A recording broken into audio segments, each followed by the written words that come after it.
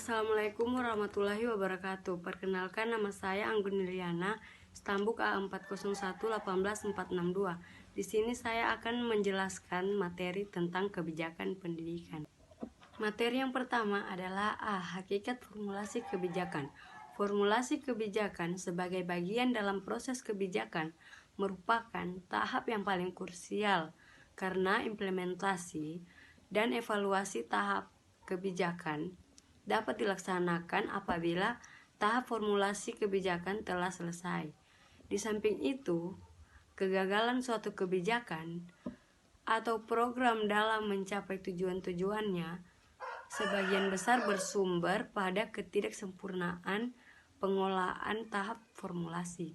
Menurut Winarno, formulasi kebijakan sebagai suatu proses dapat dipandang dalam dua macam kegiatan. Kegiatan pertama adalah memutuskan secara umum apa yang harus dilakukan, atau dengan kata lain perumusan diarahkan untuk memperoleh kesepakatan tentang suatu alternatif kebijakan yang dipilih. Suatu keputusan yang menyetujui adalah hasil dari proses seluruhnya, sedangkan kegiatan selanjutnya diarahkan pada bagaimana keputusan-keputusan kebijakan dibuat. Dalam hal ini, suatu keputusan kebijakan mencangkup tindakan oleh seseorang pejabat atau lembaga resmi untuk menyetujui, mengubah, atau menolak suatu alternatif kebijakan yang dipilih. Kemudian kita ke materi yang kedua, yaitu komponen dalam tahap formulasi kebijakan.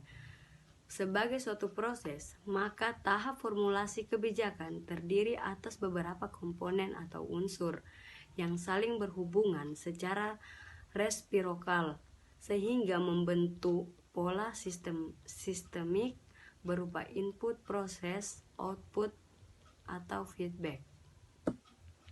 Tiga komponen unsur yang terdapat dalam proses formulasi kebijakan adalah: yang pertama, tindakan.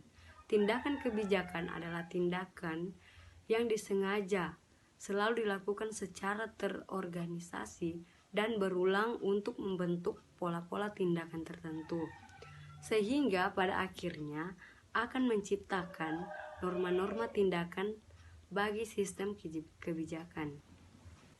Yang kedua adalah aktor.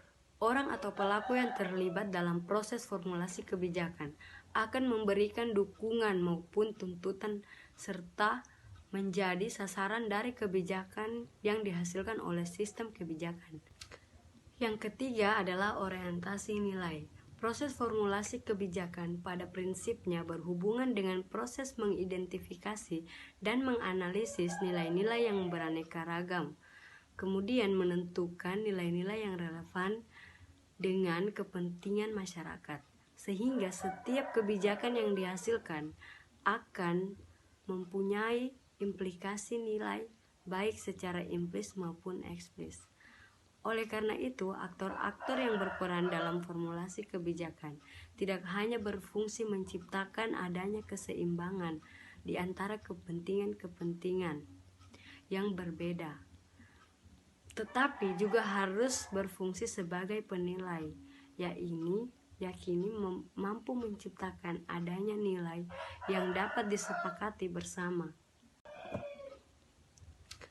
Yang ketiga adalah orientasi nilai. Proses formulasi kebijakan pada prinsipnya berhubungan dengan proses mengidentifikasi dan menganalisis nilai-nilai yang beraneka ragam, kemudian menentukan nilai-nilai yang relevan dengan kepentingan masyarakat, sehingga setiap kebijakan yang dihasilkan akan mempunyai implikasi nilai baik secara implisit maupun eksplisit. Oleh karena itu, aktor-aktor yang berperan dalam formulasi kebijakan tidak hanya berfungsi menciptakan adanya keseimbangan di antara kepentingan-kepentingan yang berbeda, tetapi juga harus berfungsi sebagai penilai. Kita lanjut ke materi yang ketiga, yaitu proses formulasi kebijakan pendidikan. Sejalan dengan pendapat Winarno, Maka Islami membagi proses formulasi kebijakan ke dalam tahap perumusan masalah, penyusunan agenda pemerintah, perumusan usulan kebijakan, pengesahan kebijakan, pelaksanaan kebijakan, dan penilaian kebijakan sebagai berikut.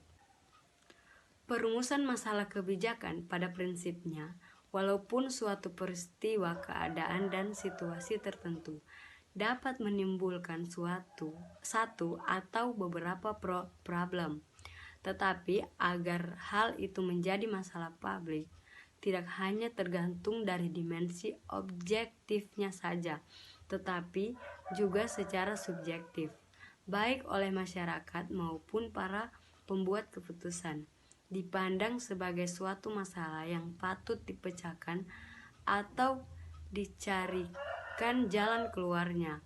Oleh karena itu, suatu problem untuk bisa berubah menjadi problem umum tidak hanya cukup dihayati oleh banyak orang sebagai suatu masalah yang perlu segera diatasi, tetapi masyarakat perlu memiliki political will untuk memperjuangkannya, dan yang lebih pentingnya lagi, problem tersebut ditanggapi positif oleh pembuat kebijakan, dan mereka bersedia memperjuangkan problem umum itu menjadi problem kebijakan, memasukkannya ke dalam agenda pemerintah, dan mengusahakannya menjadikan kebijakan publik. Maka langkah pertama yang harus dilakukan oleh setiap pembuat kebijakan adalah mengidentifikasi problem yang akan dipecahkan, kemudian membuat perumusan yang jelas terhadap problem tersebut. Itu saja materi yang dapat saya sampaikan.